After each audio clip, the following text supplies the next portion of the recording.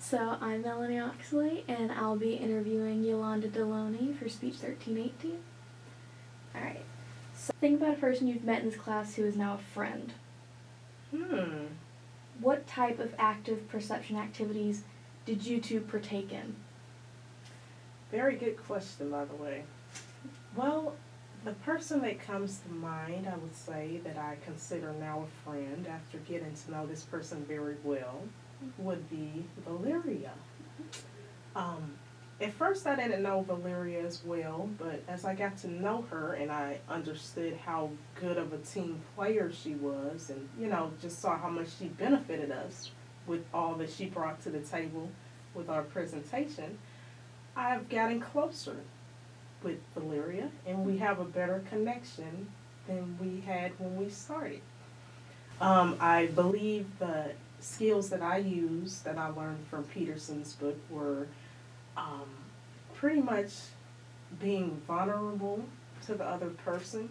You have to learn how to open yourself up to another person and not just use a force of power with saying I'm the boss or do what I want. And I think that's helped me pretty much with my second presentation that I had a situation with Alondra. We had a little bit of a disagreement. It was nothing harsh or, disrespectful, but we just saw things very differently.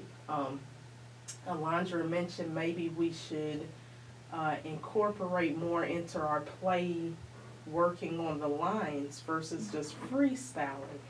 And after hearing some other people talk about it and getting everyone's input of the situation, I feel as though Alondra was right, and I was able to change my perspective and quickly agree with her that things did begin to flow a lot smoother when we started writing our lines down and then we practiced. And I was very appreciative to her for expressing herself with her views, and even if it might not have been received well, she was open with us with what she really felt, and I'm glad that I was able to be open to listen to her. So going back to what you were saying about the friendship you formed with Valeria, did you institute some of those same skills that you did as Alondra? Absolutely. I know that I really had to just kind of listen to my team more. I had to be better with my communication skills versus just expecting that person to understand where I was. I had to express why I felt about that situation and the time. I feel like I was definitely able to just learn to just just basically learn how to help my team more than just pushing my own views and being more biased to the other people.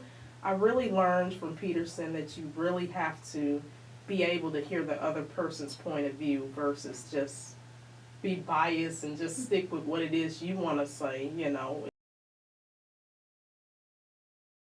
So what sources of power would you say that you possessed in influencing others in your workplace or other settings?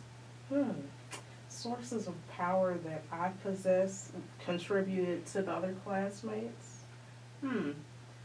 That's a really good question, Mel. I would say a source of power that I had was pretty much connections. I feel like I had connections with other people where we were able to really, come together. I was like, maybe we can go to this certain arena where we can have this setting and we can play out, act out our play there. And I feel like having those connections with those other people really helped us to succeed in our presentation. It was one of the many things that helped us succeed. Similarly, have you ever blamed someone for something that was out of their control? And what future perceptions do you think you might need to make to avoid that situation? Absolutely. Awesome question, Mel. Awesome question. I actually had a tutor one day. He was helping me, and the next day, I scheduled an appointment with this gentleman, and he was supposed to be there at a certain time, and I did not see him. I waited 5 minutes after, and I was like, where is he? He's usually on time, and 10 minutes went by, and I was kind of, let me email him because I don't see him. He's usually here on top of his game, and I assumed that he was, getting over on me. He went to somebody else, or yeah, absolutely. I assumed that he didn't come because he was like, let me just get rid of this person or leave her alone. But as we began to talk, and he showed up later, he let me know that it was another student, basically before me, and he was just trying to wait a little longer for that person to come so he didn't dismiss that person from their opportunity of getting tutored. And I felt bad about the situation, and my assumptions kept me in trouble, and I was very apologetic to the gentleman. I said, I'm sorry, I did not know you were really trying to help somebody else. If I had came to him in the right way and did not assume things, I believe that situation would have turned out very differently now. Can you think of criticisms that a close friend or family member has given to you that has allowed y'all to grow closer? Absolutely.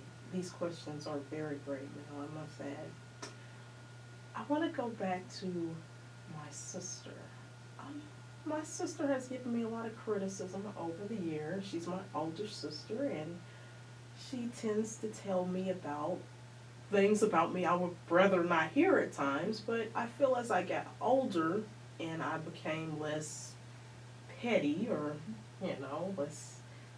less ignorant, I started to listen to her, and I asked questions. Why do you think that? Why are you saying that about me? And as I got the understanding, I feel like it drew me closer to her, and we were able to grow closer as sisters through her criticism, because I guess I just learned, Mel, that all criticism is not bad criticism. So, have differences in your social class ever played a role in how you communicate with others? Yes, absolutely. Absolutely. Do you have a situation wherein that happened, or anything recent, or like from the past? Mel, I absolutely do. What comes to mind was when I was with a friend, and they invited me over to some friend's house, I would say. And I went there, and I didn't know what to expect, or I didn't know what kind of company they would have and other people in there, but I went, because it was the polite thing to do.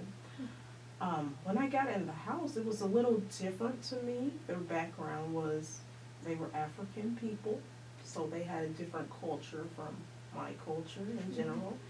And when I got to the door, it was a little different for me to take my shoes off and not have socks on and have other people walking around doing it too. And I was kind of shocked, and I didn't want to be rude and, break their standards, so I did as they wanted me to do. All right, so my next question.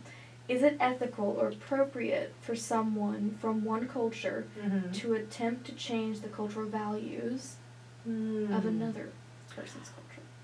That is a very good question, actually. I feel like this question came up during my deliberate dialogue. We talked about voting, the voters' rights. Different demographics. Yes, different demographics. And one of the questions in general that caught my attention, someone said, should we force, I believe it was China, but it was another country, should we force them to have the same holidays as we have here in America? And it was different views, and I felt absolutely not. And I was asked why, and I pretty much told them I don't feel, I have a lot of friends, with different backgrounds. And one thing I know that we have this relationship where we don't cross certain boundaries. And you believe what you believe, I believe what I believe, but we're friends, and we're fine with that completely. So I let her know that I strongly disagree, because I never feel it's right for you to push your views on another culture, because some cultures don't celebrate certain holidays for certain reasons. And I felt it was wrong to push your personal holidays on another country, because they could clearly disagree with that. Right. It's a friendship, not a debate. Absolutely. Absolutely, Mel. Very good thoughts. Very good. To each their own. Absolutely. All right. So, can you think of any time where you've been communicating with someone who is quite different from you, but you sought to identify with them in some way, with some aspect? Absolutely. That's a wonderful question. I'm going back to my tutor. He is Egyptian. He's also Muslim. That's what he believes. He's Muslim as well. And I'm Christian, and we're very different in that aspect. But we have this common denominator where we respect each other. I noticed he was very different from me, with some of his views and beliefs, and I was different from him, clearly, with some of my views and beliefs. But we've learned to find this common ground where we don't step over boundaries. And it's fine and fair to believe what you would like to believe, and he respects what I believe. And I think that is the beautiful thing about a relationship, when you have that respect where you don't cross or put down the other person's culture, just because you feel a certain way. And I feel like that can really get in the way of relationships. We have to learn to be open-minded, and we have to learn to accept that there are people different from us in order to move forward in life. It's very well spoken. Thank you very much. Very well said, the question. All right, and so my last question of the day. Mm-hmm. Have you yourself ever experienced culture shock, whether it be here or somewhere abroad? How did you handle it? Great question. Did I experience culture shock? I obviously did. I have a cousin, and she's Muslim, and I'm not Muslim. And I know I already had an example with that, but we're very different. And they wear, I don't want to word it wrong, but they wear certain things over their heads. Oh, a hijab? A hijab. There you go. Thank you for that, Mel. Thank you. She wears a hijab. And I was very shocked by that. It was new to me. When we met, and I noticed it on her head, and I'm like, oh, that's what I use when I get out the shower. That's a towel. But it was a culture shock. I had to learn the lesson. It's a hijab. It's obviously different. So I didn't know that. But talking brought about answers to the things that were unknown. And I was happy that I was able to talk to her without her being offended about it. She actually laughed. Took the joke very well, actually. So I felt good about that. And she explained it to me, and I knew not to call it a towel or a scarf. And, I knew the name hijab. And I know I said it a little late, but memory. I'm getting old. That's completely understandable. Thank you, Mel. Thank you so much. All right, well, that's the last question of the day.